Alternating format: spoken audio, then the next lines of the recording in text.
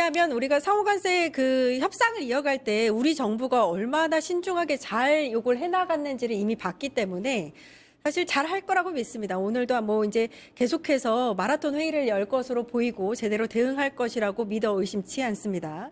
여기까지 보고요. 송영길 전 대표 이야기를 좀 해보도록 하겠습니다. 어제 민주당 복당 신청을 했다라고 이야기가 전해지면서 또 한 가지 기쁜 소식. 검찰이 항소를 포기했습니다. 그러면서 무죄가 확정이 됐어요. 앞으로 이제 어떻게 될 건지. 요게 이제 또 다른 셈법들이 또 나오기 시작했는데 지선 앞두고 있지 않습니까? 예, 보궐선거도 있고요. 이거 어떻게 보고 계세요? 일단은 그 검찰이 조작한 것도 상당히 있었고 예. 그렇기 때문에 반성하는 의미로 이제 뭐 포기한 거지 않습니까? 예. 그래서 무죄가 확정됐고요. 아무래도 2년 동안 2년 거의 3년 가까이 민주당에 막 싹 다 탈탈 털었는데 네. 그 좀 약간 마지막 이번에 그래도 송영길 대표까지도 이제 무죄가 확정됨으로써 좀 복권이 된 느낌이죠. 그래서 지금 복당 신청을 한 게 이 무죄는 확정돼서 법적 리스크는 싹 없어졌지만 정치적으로도 이렇게 완전히 이제 복권을 해주자라는 이제 예. 움직임이 예. 우리 당내에서도 많이 일고 있죠. 실제로 이번에 만약에 이제 보궐선거에 출마하셔서 이렇게 육선이 되신다면 가장 또 다선 의원이 또 되신 겁니다. 예. 네.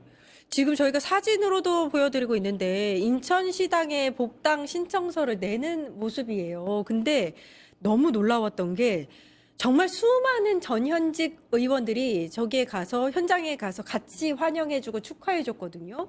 그 모습을 지금 사진으로 나오고 있습니다. 그 모습을 어떻게 보셨는지.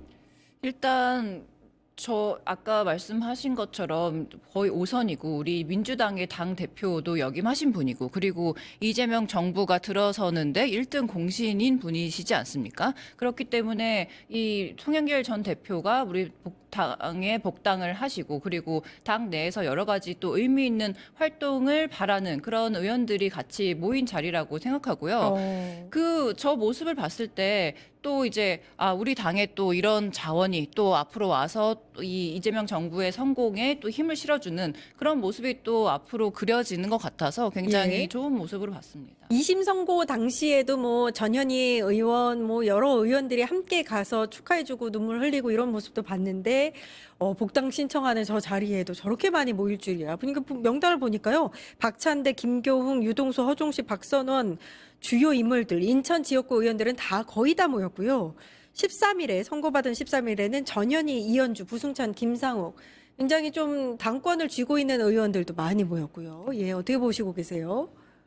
일단은 인천에서는 사실 오랫동안 2000년대부터 아마 국회의원과 시장을 하시면서 예. 거기에 완전히 어르신이죠. 5선 의원을 역임을 예. 했죠, 여기서. 예. 예. 그래서 인천에서는 아마 지역 정치 이번에 뭐 꼭 아니어도 왠지 우리 당이 될 것 같긴 하지만 확실하게 인천에서 완전히 우리 당을 쓸고 이어서 수도권, 경기 서울까지도 영향을 줄 수 있는 그런 바람을 일으키지 않을까라는 또 그 명분이 또 이제 검찰의 탄압을 이렇게 이겨낸 뭐 좋은 서사가 있으시니까 이런 부분에 대해서 많은 현역 의원들이 동지애와 그리고 그동안의 뭐 존경심을 표현하기 위해서 갔지 않았을까라는 생각입니다. 그런데 이제 지선을 앞두고 이제 보궐선거를 앞두고 공교롭게도 일단 어제 송영길 전 대표가 복당 신청을 했을 때 김남준 대변인이 인천 계양을을 목표로 일단 대변인직을 사의를 표명을 했거든요. 그럼 계양을의 이 두 인물이 굵직한 인물이에요. 어떻게 보면. 그러면 경쟁을 해야 되는가?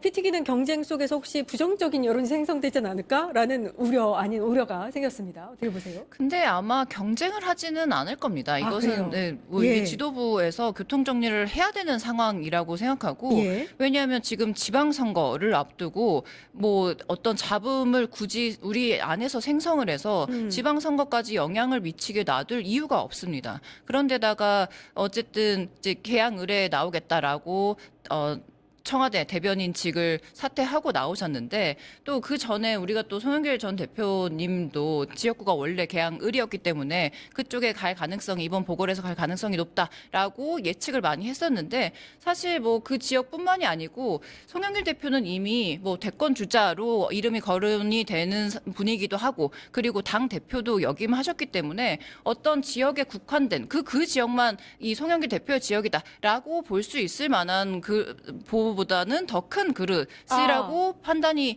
되지 않습니까? 예, 그래서 예.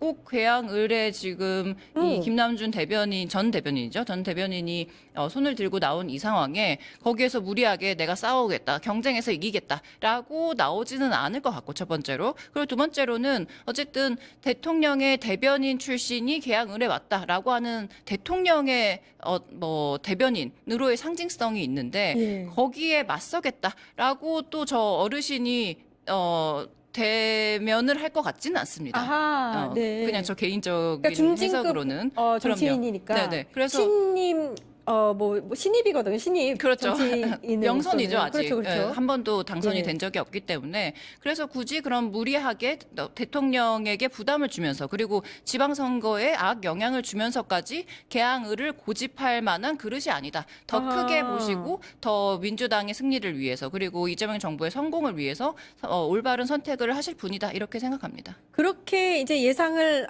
해주셨는데 송영길 대표가 일단은 인천 계양을에 전사의집을 구했다 뭐 이런 얘기도 들려오고 의미심장한 발언을 하셨는데 대통령 주변에 너무 사람이 부족하다 뭐 이런 얘기도 하셔서 아 이거 어떻게 되는 거예요? 지금 사실 예상을 하기는 콕 집어서 예상하기는 좀 힘든 상황이긴 해요. 예, 어떻게 보세요? 그렇죠. 정치는 생물인데 뭐 어떻게 될지 뭐 100% 장담은 못하지만 방금 이재 대변인 말씀하신 것처럼 그 우리 당에서는 둘 다 소중한 자원입니다. 정말 관록의 우리 당의 어른이고 또 오랜 경험을 갖고 계시고 더구나 이번 지방선거에 어쨌든 이제 저 국민의힘은 앞서 말씀하신 것처럼 뭐 장동혁 대표나 뭐 지금 어떻게든 분열의 정치 마이너스의 정치를 하고 있는데 우리는 계속 이렇게 좋은 일들이 생기지 않습니까? 예, 이렇게 검찰이 틀렸다라는 네. 것도 입증하신 분도 계시고 뭐 그래서 이렇게 중요한 자산이고 특히나 김남준 대변인은 그 성남시장 때부터 대통령의 생각 그리고 지금의 국정 철학까지 완성되는 그거를 다 이해하고 있는 상황이었고 그리고 계양을의 지역구에 굉장히 좀 여러 가지 서사 힘들게 윤석열한테 탄압받을 때 이 당대표를 하시면서 그 많은 여러 가지 일을 하셨는데 그때 또 많이 보좌를 하셨기 때문에 계양을에 굉장한 또 연고가 따로 있는 것 그러니까요. 같습니다. 좀 특별한 지역이죠. 예, 예. 정말 특별한 지역이기 때문에 우리 이번 지방선거에 꼭 이 계양을 뿐만이 아니고 완전 정치의 중심지가 종로에서 계양을로 바뀐 것 같아요. 아하. 예, 1번가로. 예. 그래서 전체 지방선거에 뭐 여러 가지 좋은 효과를 줄 수 있기 때문에 저는 당에서 아주 잘 정리가 될 것 같다고 생각이 아, 듭니다. 그렇군요. 어찌 됐던 이렇게 든든할 수가 없습니다. 만약에 이제 원내 복귀를 하게 되면 6선 의원이 되는 거고, 그럼 거의 최다선일 거예요. 그렇게 되고, 아까도 말씀하셨지만 민주당에 있어서는 큰 어른이거든요. 큰 어른이 돌아왔다가 되는 건데, 어찌됐든 약간 민주당이 조금 혼란스러운 상황에서 약간 구심점이 되지 않을까라는 희망을 가져보도록 하겠습니다. 여기까지 하죠. 정치하는 언니들, 홍정민 전 의원님, 이지혜 전 부대변인님 고생해 주셨습니다. 감사합니다. 감사합니다. 예, 저는 내일 오후 4시 50분에 다시 찾아뵙겠습니다. 함께해 주신 여러분 감사합니다.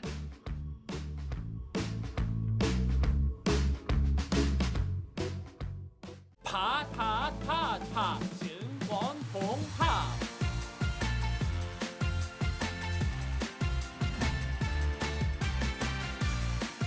이제 저녁 8시 30분 퇴근 후 퀴즈 한판 혼자 하지 마세요. 같이 해요. 매일 저녁 8시 30분 많은 참여 바랍니다.